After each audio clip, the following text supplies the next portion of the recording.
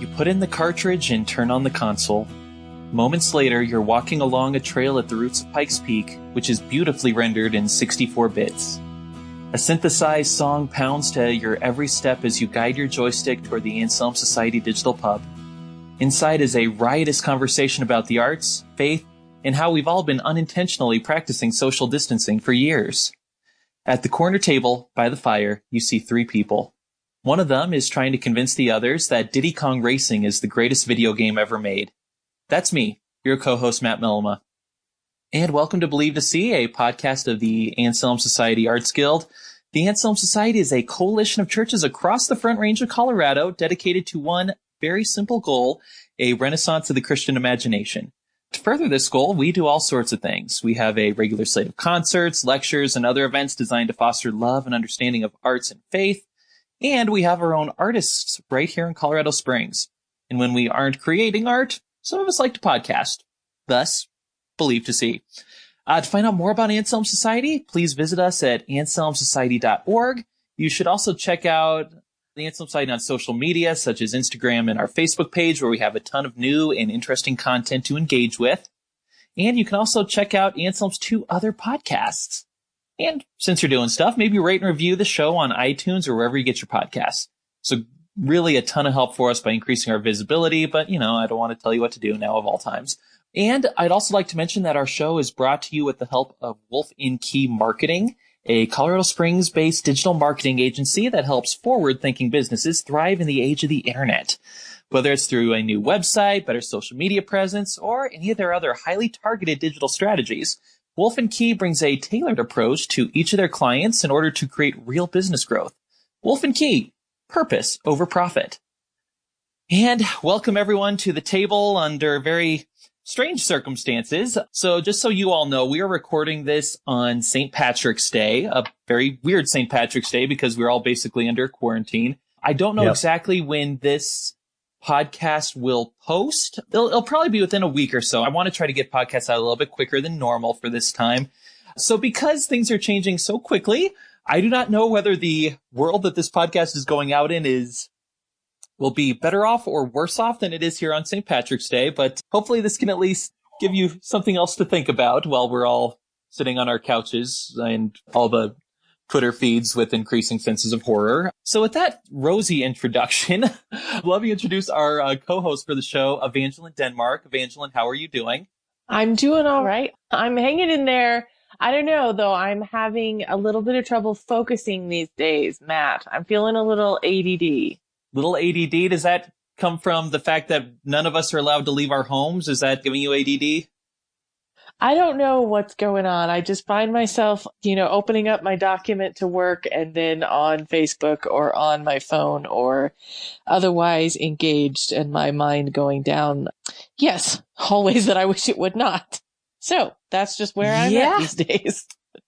Oh, I You know too? exactly what you're talking about. Yeah. So we're like every place pretty much that can. We're required to work from home, and I'm a lawyer. And the courts are pretty much closed now, which means that the workflow isn't what it usually is. So now I have all this time on my hands I wasn't expecting. And Free time. Yeah, it's good. Yeah, so that is unexpected. And I do want to apologize to you, Evangeline, because you had pointed out that, you're one of our most frequent co-hosts, and you have never been to our cool new Wolf & Key studio to record a podcast. And this was going to be your first one, but then I hope you understand why we can't record in person. Oh, yeah, I don't think this is all about me. I do know it's not all about me, so it's a bummer, though. Goodness. Yeah, so let's introduce the third person to the table. Again, we're all joining digitally. It's Caleb Eatough. Caleb, how are you doing today? Oh, I'm doing great. All of this stuff going on means that I get to spend more time at home with my video games. So I'm perfectly happy with the arrangement thus far. Oh, good. So good to see that the first dispatch from the quarantine at least has some sunny side to it. Oh, yeah, so, absolutely. Caleb, I'll tell everyone that you probably see this from the title. We are talking about video games today, which is a topic I've been wanting to talk about for a while. And the fact that we're talking about art that is experienced digitally without necessarily coming into contact with another human being makes it more appropriate than I thought it was going to be. But Caleb, before we get into that, why don't you tell us a little bit about you? And you're one of the member artists of the Arts Guild. Tell us about your art, and then maybe we can get into video game talk.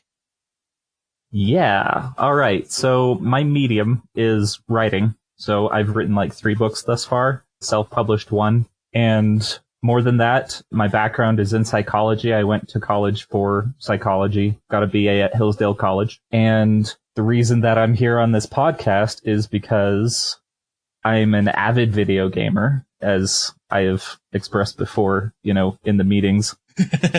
And on top of that, I've just started a nonprofit that is looking into the psychology of video gaming, as well as I'm working on starting my own podcast for psychology and video gaming as well. So this is very much my area of expertise, as you might call it. So I'm totally jazzed to talk about this topic. Oh, me too. Well, maybe what we should do before we get into some of these specifics of this, we should, maybe me and Evangeline should give some of our video gaming background. I think we have a nice spectrum of video gamers. So you are obviously coming from the point of view, Caleb, of somebody who has a lot of experience and is still very much, you know, keyed into the world and is, you know, creating original content about it. I am coming from sort of a middle ground. I grew up playing video games. So I grew up with the Super Nintendo, moved on to N64, had a brief dalliance with the Dreamcast, which I feel is underappreciated as far as consoles go. Then went on to, oh man, GameCube, Wii, Xbox, all of that stuff, Xbox, all the numbers. But then after all that was done, I sort of went off to grad school, had the kids, so that's sort of fallen by the wayside. I don't play video games as often, but when I do play them, like my younger brother is a pretty hardcore gamer. When he comes over and brings me his video games, I just have these thoughts. Oh my gosh, I miss this so much. Oh, I miss this so much. Also, once my boys get older, I think there's a very good chance we will get back into the video games and I'll be leading the charge. So you could call me I'd a say once that's and almost future a gamer. certainty. Nice. Oh yeah. Oh yeah. So now, Evangeline, maybe tell us your background with video games. Okay, so I still suspect that you asked me to co-host so that I could play the part of mom on this podcast. No. You know, No. mom who shakes her finger and says, "Those video games will rot your brain." Because I do, in fact, have 2 teenage boys who very much enjoy their video games and their computer games. And I am not one of those moms who is, you know, thinks that they're all bad or whatever. But for the purposes of this podcast, if you want me to, I can play devil's advocate. But I have vague memories of Mario Kart from when I was, you know, a kid, and I was always running into walls or going the wrong direction or falling off of things. And that was it. I just missed whatever component in my brain that makes video games interesting and enjoyable to play. That was not downloaded into my brain.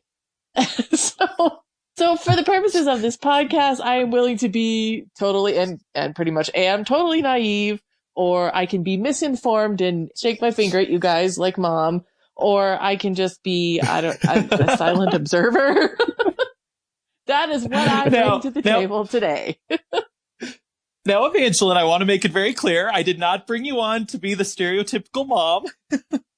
Okay. But the fact that you do have experience lecturing teenage boys on playing video games, that is a plus for the episode. Really, what I'm thinking of is you can come at this as sort of the disinterested third party who does not have much personal experience with video games, but is willing to learn. So that is what I view you as bringing to the table. I can definitely do that. You just let me know what response is required and I will give it. Okay. So the first set of responses has to do a little bit because I'm assuming that most of the listeners to this podcast, based on what I get, you get bits and pieces of who your audience is. I think that the majority of folks here either don't play video games a whole lot or, maybe they have a family member who does. Maybe they're even a little skeptical of them. So that's what I'm assuming. I'm sure I'm wrong about that for some people because I'm sure we have a diverse audience as well. But for those of us who may not be as experienced with video games, I thought it'd be good to give like a brief history of video games and their place in culture. So, Caleb, if you want to take the first lap and hand off the baton to me, we can sort of give a quick rundown of video games and their place in the world. Go. Video games and their place in the world. Oh boy. So, well, the first video game was Pong, right? And that was a very simple video game. You know, it's just two players competing against each other to, you know, score points on the screen, right?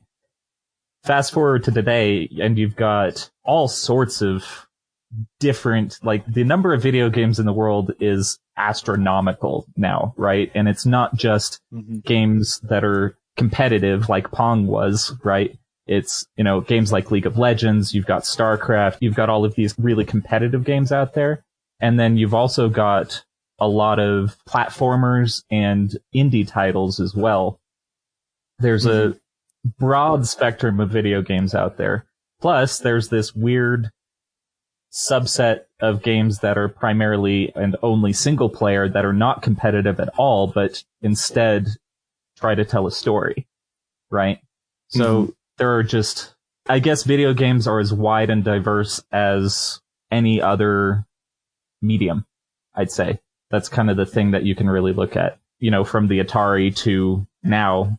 You know, even simple games back in the day, you had like The Legend of Zelda, right, is a really good example where you have a very simple game that has evolved into something very complex, right? You go from a 16-bit game on the Super Nintendo where it's just a 2D world and you're just moving around in this 2D world and hacking and slashing with very simple controls to Breath of the Wild, which is an open world and you can do all sorts of things in this open world, right? Games have evolved to not only technologically, though, they've evolved into their own cultural phenomenon, right? And so you can see that in gatherings, right? In game cons and competitions, like the whole thing, it's a massive industry, but it's also something that people come together to play together to experience with each other. And so it's, it's become a very social thing, right? There's a couple things I think really stand out to me when we look at the history of video games. It's pretty short history because video games didn't come onto the scene until latter part of the 20th century. But to me, if you look at sort of the wide arc of where we are, there's a couple things. One is, you know, the expansion of this from being a toy. You know, the first, Pong or the initial Atari games, they're basically toys. There's something to amuse kids so they could go down to the arcade, they could buy their little Atari set and be entertained. But it didn't seem to be considered really an art form, and it wasn't considered something that anyone could play or anyone should play by and large, which now, if you look at the transition of it, is now, like you said, there's a number of different genres of video games. There's video games designed to be played worldwide. There's video games that are designed to be played in professional leagues. And there's video games that are designed to be played as a one-person, like, journey to interior self-discovery. So that's different. I'd say most games, most games are now even designed to be streamed, right? They're designed to be played by a single person and then watched by a bunch of people. And that's really weird. Like, you're not even playing the game. You're watching somebody else play it and their experience playing it, right?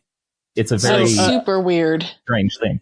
I was going to ask you, Evangeline, because that's something that became a thing after I sort of stopped playing video games. So I will see this like on TV every now and then. They'll have like gamer leagues and I try to watch it and I feel so old. I'll mutter stuff to Daniel like, I can't tell what's going on there.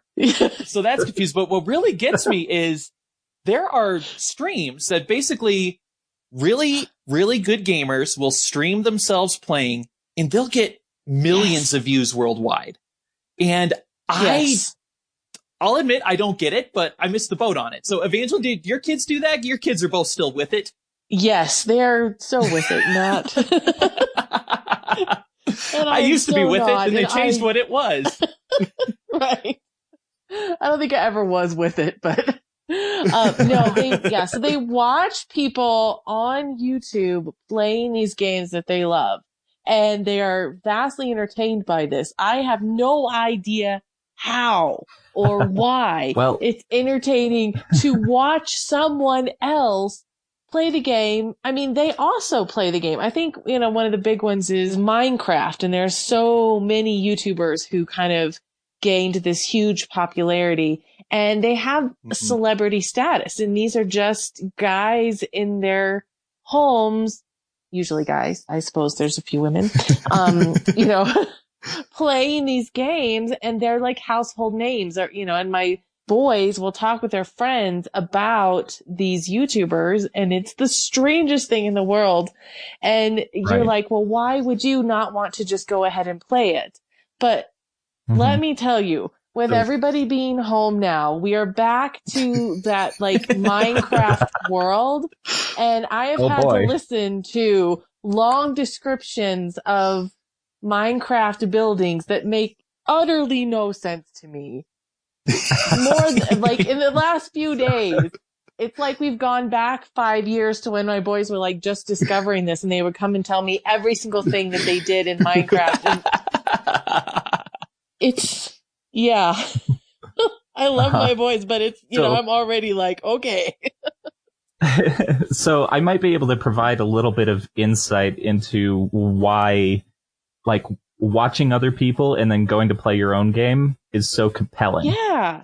Right? Oh, please do. Yeah, it is a really compelling thing, right? So, because as somebody who did not miss the boat on this whole Twitch streaming and all of this sort of thing, I've done some Twitch streaming myself, actually. So, watching somebody else play the game, sometimes you can get ideas from it, right? Especially with a game like Minecraft, right? You get ideas.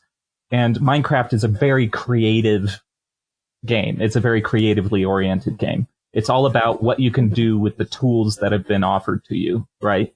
So what you're doing there is you're gaining ideas from somebody else, and you're like, oh, I see that person who's really good at utilizing these tools is using this method or this tool or this particular thing. I'm going to apply that to my own game. And I'm also going to put my own unique spin on it. So it's a lot like, well, it's a lot like creating art, within Minecraft at least. Another aspect of it is sometimes, like, for me in particular, I like to watch people play when they're just doing something chill, right? That's another aspect to it. Sometimes it's not to get good. Sometimes it's just to chill out and to watch them. Sometimes I'll be watching while I'm playing something else that's also chill. And it's almost like hanging out with a friend, right? That's what it's like. Like watching Great British Baking Show for me. It's like mental health care. Or Bob Ross. Yeah, exactly. It's like, you're just chilling out. You're just watching it. You're just, in the moment, and nothing else matters at the moment. You're just watching this person enjoying their life, enjoying playing the game. So it can be that. It can also be to get good. It can be for a lot of different things. So Matt, you mentioned, competitive gaming, right? A lot of the times people will watch Twitch streamers to get ideas for their own game, right? It's all about getting ideas for their own game and remaining competitive within that particular gaming sphere. Like League of Legends is a really good example of this. So yeah, there's one thing I was going to add along those lines is, if you know what's going on, I think there's something to be said for just watching somebody who's really excellent at something. Like, let's take an example of basketball. I would rather watch an NBA game than play a game of basketball, because the way I play basketball is not beautiful anymore. But the way the Denver Nuggets play basketball is beautiful, and I enjoy watching excellence. Yeah. That's true. One example along those lines is the one time when I was watching competitive gaming and I was kind of getting into it was when they were playing Smash Brothers. Now, Smash Brothers is one of those games that it's been around forever. I was really good at the N64 version. I kind of got worse at it as it kept evolving with the different consoles. But I still know enough where I could follow the gameplay and I knew what was happening. So be like, oh my gosh, these guys are so good. And you can just sort of enjoy it from there. So if you know what's going on, it can be really fun to watch someone who's really excellent at it. Yes, absolutely. And Smash Brothers is a really good example of that.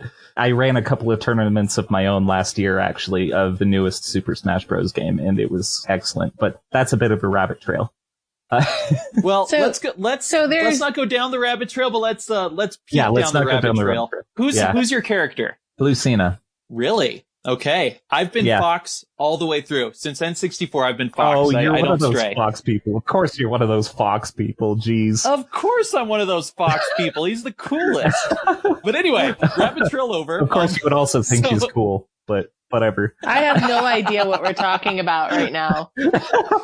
We're transitioning, Evangeline. Don't worry. New topic. So let's talk about, this shouldn't be an easy thing. Let's talk about the potential downsides of video games, which are easy to list. And Caleb, let's start with you. What have you seen in your experience, examples of video games being used badly? Yeah, so one of the biggest things, and this is actually a very personal pet peeve of mine, because it's ruined, I would consider that it's ruined a lot of game franchises that I have enjoyed in the past, is putting gambling systems into video games. So games are inherently, like, they're meant to be enjoyed, right? On some level. So a game lends itself to a particular kind, this is the shadow side of gaming, right? It lends itself to a particular kind of addiction. And you see this in its most endemic form in the form of gambling, right? So I would actually qualify a lot, Las Vegas, gambling strips as a form of gaming, right? A different kind of gaming, but still along the same lines, right? That's the shadow side of gaming, and a lot of big companies will use that psychology to their advantage, right? To produce a game that is actually substandard, right? And not only substandard, but can actually have the potential to wreck people's lives through not just too much time, but also too much money spent on the game. Right. A really good example of counteracting this actually is Warframe. This is very prevalent in the free-to-play game sphere, right? Yes. So games that are free-to-play, they'll often have some sort of gambling mechanic in there to keep you playing, right? Warframe is a good example of how to not do that, because it's a free-to-play game, but everything in the game can be earned in-game, and even the in-game cash that you can use, like you can buy the in-game cash with real money and then use that in-game cash to buy items, right? You can get the in-game cash by selling in-game items as well. So that's the way to avoid that sort of thing. So you can engage with the game, you can engage with Warframe in a way that does not necessitate you playing, in a way, right? If you want to make money in the game, you have to play, of course, but the game itself is enjoyable enough that you're enjoying playing the game without having to worry about loot boxes or, how much money am I spending or anything like that, because you can play the game entirely free if you want to, which is actually what I have done with that game. And I've only chosen to throw money at it on occasion because I was like, there's something in here that I'd rather not work for, right? It's a matter of choice, right? So that's the shadow side of gaming, is these gambling systems. And you can talk about violence in video gaming. That's a pretty hot button topic oftentimes, right? But that's the subject for another podcast. It would also be the subject for my podcast at some point, right? And whoa, synergy. Yeah, right. That's a rabbit hole that we're probably not going to get into today, but the short version of that is no, violence in video gaming is not a concern, because the psychological studies, and there have been many psychological studies. This is something that I studied in college, actually. In many psychological studies, it's not really a concern, right? Violence in video games does not beget more violence. In the same way that, I'm going to draw an analogy, the violence that you see in books does not beget violence in the real life, right? In real life. Right. Violence in video games is an inherently imaginative thing, and it's an outpouring of the conflict that you find in video games, which is essential for an engaging video game, It's essential for a story, right? Yeah, it's essential for any a story exactly. that's going to capture your attention is, if you don't have something to fight against or something to defeat, well, then you have no story. So I can see why it would be the same for a video game. Right. Exactly. Now, the difference with video games, right, is that they are more immersive, right? So, so video games have been experimented with in terms of helping with things like PTSD and other psychological issues, right? And those have actually shown some promise, right?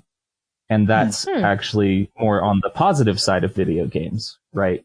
So video games are in this interesting place where they're criticized a lot for like the violence, for the gambling, the loot boxing, and all of that, right? They're criticized for the amount of time that you spent on it.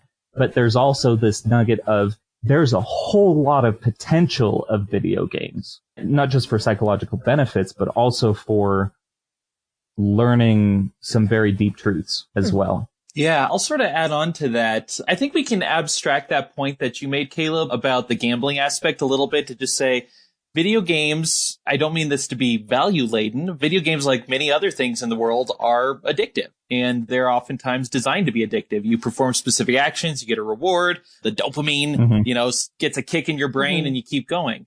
And that's not necessarily a bad thing, but it's very possible to just do that. You want to be wary. Realize, yeah, exactly. You can waste an afternoon, a weekend. You can waste a whole summer vacation just getting that dopamine fix. Right, yeah, exactly. That's just that, there's some inherent danger, especially for example, with people with ADHD, right? They tend to only focus on video games, right? Because of that dopamine fix kind of deal, right? So again, that's the shadow side of video games, but there's a lot to learn too, and I hope that we can focus more on that soon here. Oh, don't worry. We are getting to the good stuff very soon. Go ahead, Vince. Okay, good. I was going to say that, one concern that I had, especially when I was younger, was the isolating factor.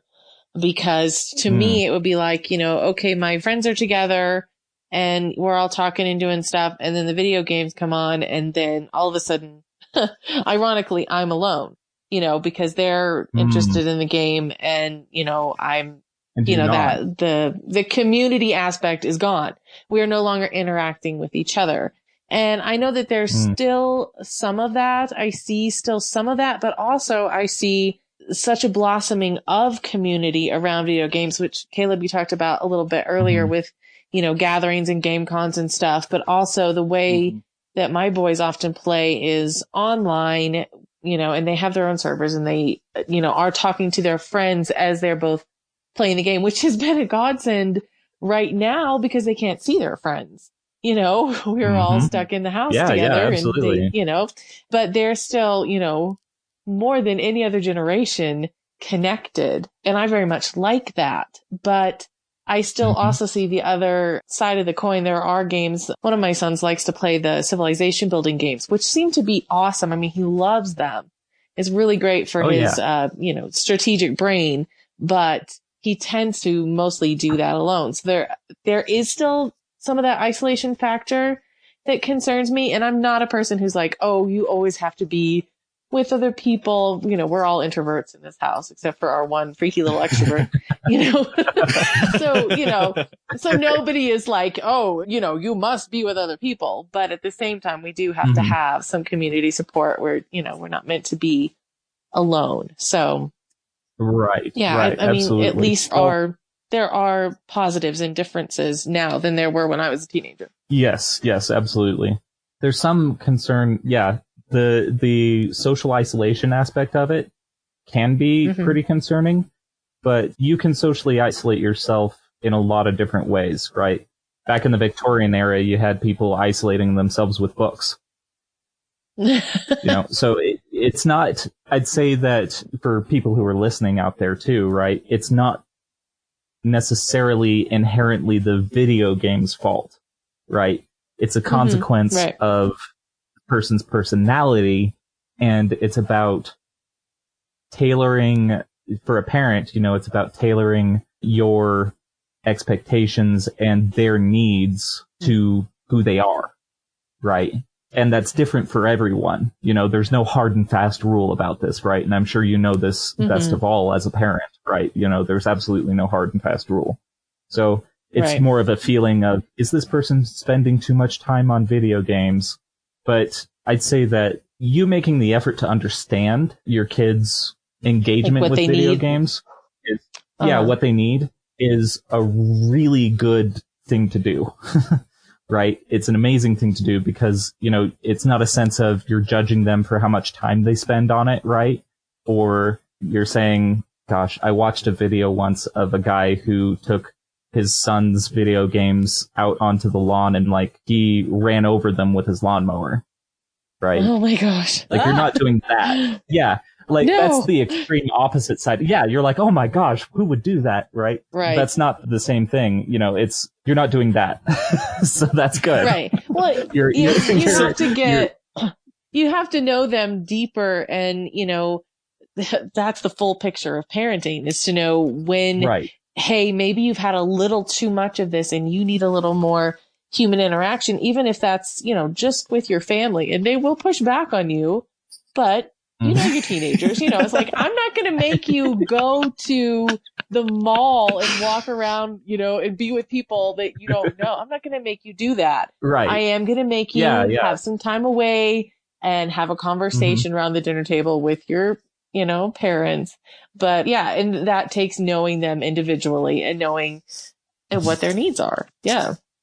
Yeah. And I exactly. think I can also, So the listeners should know we have a little bit of a delay on the audio. So the reason we keep accidentally talking over each other is that. So something I was going to say is I think I can bridge us from the downsides of video games to benefits of video games. Because for me, this whole concept is two sides of the same coin.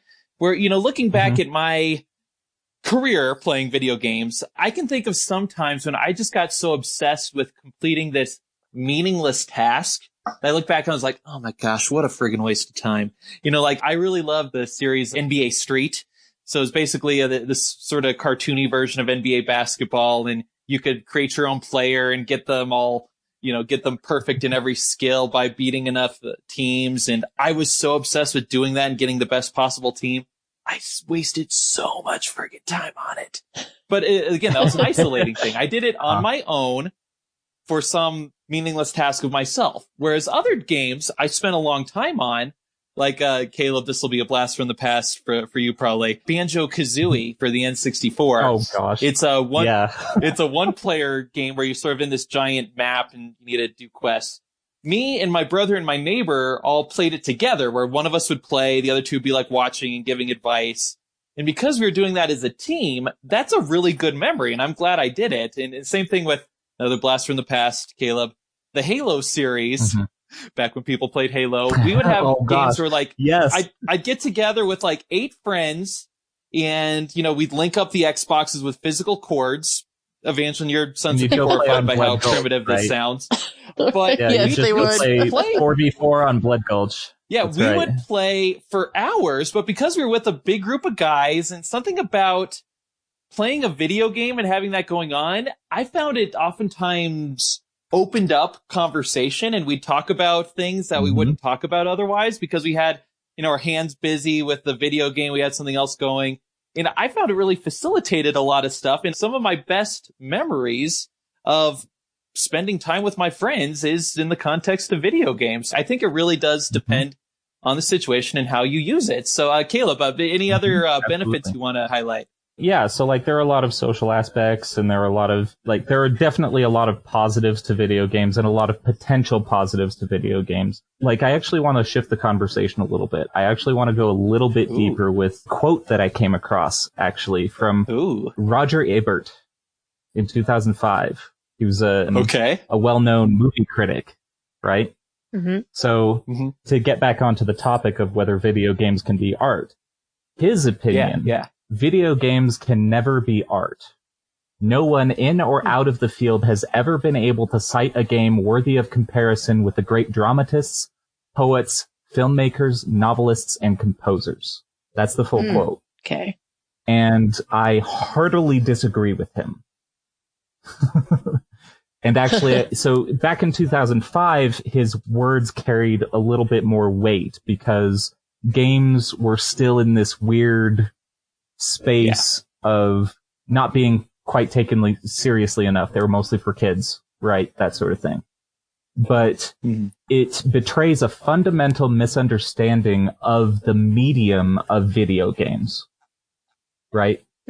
So drama, poetry, filmmaking, all of these things have their own spin on what a story is, right? And most of those, you can be a great writer. You can be a great writer technically without making a good story, right? Making a good story is its own skill set, right?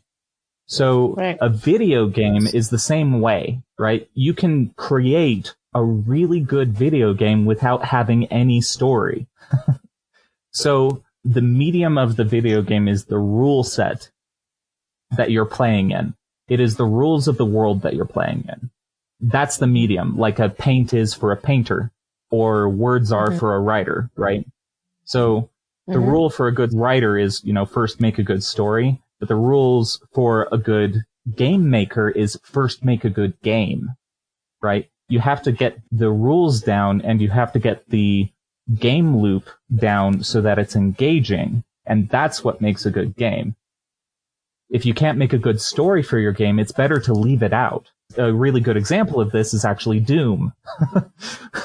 So Doom was, I'm sure people remember Doom. It was one of the games, along with Mortal Kombat, that set the events in motion for the ESRB, right? So the rating, What's the ESRB? rating system that we use. Yeah, so it's the organization that sets the rating system for each game that you see. So rated M for mature, you know, that sort of thing. Right. Okay. I wasn't allowed to play Mortal Kombat. Sorry, keep going, Caleb. All right. Well, in a way, you're missing out because, we'll go back to Doom. That's what I thought at the time, too. Well, yeah. Well, so the essence of a game, right? So the rules of a game always have to incorporate some kind of struggle in some way, right? So with Doom, you're struggling against these random enemies, these demons from the outer worlds, and you're just killing them, right? And, that perhaps in some sense, rightly, I'm not going to paint everybody as completely wrong, right? They viewed that the gore and the violence as a negative thing, right? But within the context of the gamer interacting with that game, the gamer was the good guy, right? In Doom. Right. But going back to my original point, though, like the interaction of Doom was there was no story in Doom. You were just killing all of these demons for no reason, right? You were still killing demons, though. I like to think of games as the manifestation of G.K. Chesterton's quote about dragons, right? It's not that stories teach that dragons exist. It's that stories teach that dragons can be killed. And in a video game, dragons are as real as they're gonna get. And you are killing those dragons. You're figuring out a way to kill those dragons with your imagination. And this brings us to the difference in a video game as a medium compared to other things. Right, so with writing, you have the author and you have the reader, right? The reader engages somewhat passively with the text. They might choose to go out and share their opinion on what the author did, right, and that sort of thing, but they might, but that's not a necessity, right? That's not a necessity for enjoying a good book. With gaming, there are actually three distinct voices. The first distinct voice is the creator, right? The creator has made the rule set, and they've made the story. The second is the game itself, which is like a book, kind of its own thing. It sort of takes on a life of its own. Yeah, it's its own world. And then the third voice is the player. Now, in a video game, compared with a book, it's like you being able to choose the actions of a character within the story. Mm-hmm. That's what a video game allows you to do. And that's a very powerful thing, right? So yeah, I would agree. The player, so the player is given choices within that world that make their interaction with the game uniquely theirs. Mm-hmm. Even if they go through some of the same actions that everybody else goes through, every interaction with the game is going to be different with the player. And so the player gets their own voice. And you see this particularly in open-ended games or creative games like Minecraft, right? Where a player can do, the sky's the limit, right? They can do whatever their imagination wants them to do, right? Mm-hmm. Their own creations within the created world. So I like to think of games in that sense as the player isn't just the audience, but a co-creator, right? They're not simply the audience. So it's one of the most pure expressions of our relationship with God as co-creators in that sense. I'd say that that is the best boiling down of this medium that I can get to. We are co-creators. And co-creating with another creator, with the developer of a game, is a little bit akin to co-creating with God. So that's an interesting take. Me going a little bit deeper.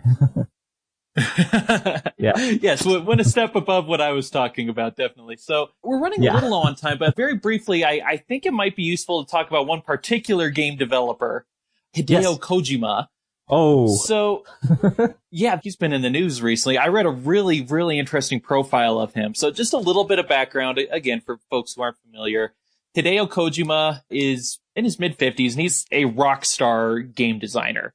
He's basically like, I don't know, Steven Spielberg and Quentin Tarantino only for video games, and has a huge following. He's designed some of the most popular games in the world, and he's had pretty much free reign for several years to develop this very new game that just came out called Death Stranding. And I haven't played it, but I read a review of it basically talking about how, first of all, when you have total creative freedom, is that always a good thing? Maybe, maybe not, because Kojima had total creative freedom here. No one would tell him no. And second, the sort of idiosyncratic things that he does to sort of create this dystopic world that tries to create, like, it seems like he's trying to create a certain philosophical state within the player, whereas some things you have to do are very repetitive and sort of wearisome, and that's by design. Some things, I'm doing a very poor job describing it, but I was fascinated by how this works and how far storytelling has come in video games. Because, again, I come from the generation where stories seem sort of slapped together at the last second with, poor voice acting. But it's just, we're in a whole different world now. So, Caleb, I'm guessing you have thoughts on Hideo Kojima specifically. So we only have a few minutes left, but you're off the chain with Hideo. Go. Oh boy. Okay. So in order to talk about Hideo Kojima and Death Stranding in particular, I have not played the game. So just FYI, I have not played the game. I need to talk about, to get to the core of what this particular topic is about, I have to talk about a different game, actually, which is Hellblade. Hellblade Senua's Sacrifice. I don't know. Have you heard of it, Matt? I'm not familiar with that one, though. Oh, okay. All right. So Hellblade is a single player experience where you're playing a Senua, who's somebody who has to fight against the Vikings, basically, right? In the thousands, like back in the Middle Ages, or a little bit before the Middle Ages, right? And she suffers from psychosis, and so, like, the game developers had psychologists on hand to actually, depict psychosis accurately and that sort of thing. But the game's mechanics at the beginning of the game, and this is going to come back to Death Stranding, so bear with me real quick. The game mechanics of Hellblade intersect with the storytelling. So at the beginning of the game, it tips you off that this is going to be a hardcore game. So if you die too many times, basically you're set to the beginning, and you have to go through it again. Gosh. So that's what Hellblade tells you. Right? And so you are experiencing all of this anxiety, right, as you're going through this game. And you're fighting against these Vikings, right? And you're also suffering from psychosis, because Senua is suffering from psychosis. as far as the game is concerned, you're actually a voice in her head, which is a brilliant game design, actually. And so you're actually very immersed in her story, right? As you're not Senua, you're a voice in her head, and that makes you actually more immersed. But you're fighting against these Vikings, and you're actually fighting against these visions from Viking mythology, like Garm, the Hellhound who guards Hell, right? And so the entire story is about you trying to go through Hell to rescue your dead lover, right? That's Senua's struggle. But the game tells you, okay, if you die too many times, you're going to be sent back to the beginning. So when you get to the end, you're like struggling really hard. You're fighting against Hela, the Queen of Hell, and you're going desperately against innumerable enemies, right? And these waves of enemies do not stop. They're infinite. You have to keep fighting against them, and they are infinite. And you're just going through it, and you're like, oh my gosh, I don't want to die. I really don't want to die. And then the voices, but then the voices in Senua's head who have helped you through the game so far to like help you fight against enemies and also to not help you so much, like to say, why are you fighting? You know, you're doing, you know, this struggle is pointless and all that sort of thing. Like people with psychosis actually struggle with, right? You have to struggle against all of that. You're part of all of this and you're fighting against these infinite waves of enemies. And then the voices say, it's okay. You don't have to fight anymore. And then you inevitably fall at the end, right? And hashtag spoilers for Hellblade, by the way. Sorry about that. I should have said this at the beginning, but the integration of game mechanics with story is what I'm talking about here, right? So with Hellblade, you get to the end and then you fall. And then you realize that you've become Hela. Through that fall, Senua has become Hela and she's actually succeeded. It's the mythological wheel, right? She's gone through the underworld and then she's reemerged. And that's going to be the limit of what I say, but it's an integration of the game's mechanics with the story to make you feel something, right? And so with Death Stranding, with Hideo Kojima, that is what he was attempting with Death Stranding, right? So the reason that the gameplay in Death Stranding is, for lack of a better word, boring and onerous and exhausting is because that is what Hideo Kojima wanted you to feel. So in the classic sense, it's actually a terrible game. Like, you know, because it doesn't actually tap into that dopamine, right? It doesn't really tap into that, right? It doesn't tap into that instant feedback that we're used to getting from games, right? Well, but neither does Hellblade. Hellblade is a hell of an experience, to put it lightly. And Death Stranding is very similar in that way. The game's mechanics are used much like a painter's painting stroke, right? Or the particular word that a writer uses. It's used to make you feel something in particular, right? So in that sense, Death Stranding, I'd say, is a masterpiece, but it's definitely not for everyone. If you're looking for a particular kind of experience, right? It's like admiring the Mona Lisa without understanding what made the Mona Lisa great. It's like that, right? It's like, okay, this is really cool from afar, but I'm personally speaking, I don't know if I'd ever play Death Stranding. It might be my kind of game, I'm not sure. But from the sounds of it, it's like I'd probably admire it more from afar in that sense, in that, yes, this was a great game that used the mechanics very effectively to convey this very specific and deep emotion, right? Or many deep emotions, because with a game, right, you're spending 50 plus hours on a game sometimes, right? Even a single player game. So you're spending a lot more time in that world, right? Which is another reason why it makes it so immersive and a very different experience from any other medium. So yeah, that's my take on Death Stranding, Hideo Kojima, and the emotionality of games. I'd say that's the core thing that I want to communicate, is like how emotional games can be if you make good rules for them.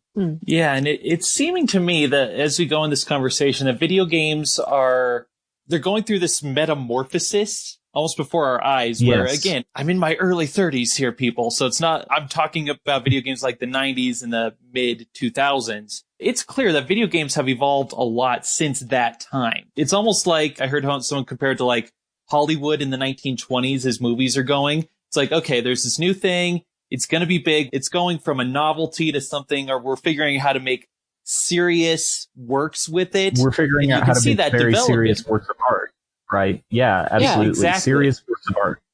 Mm-hmm. Exactly. So we're at this very exciting time for that.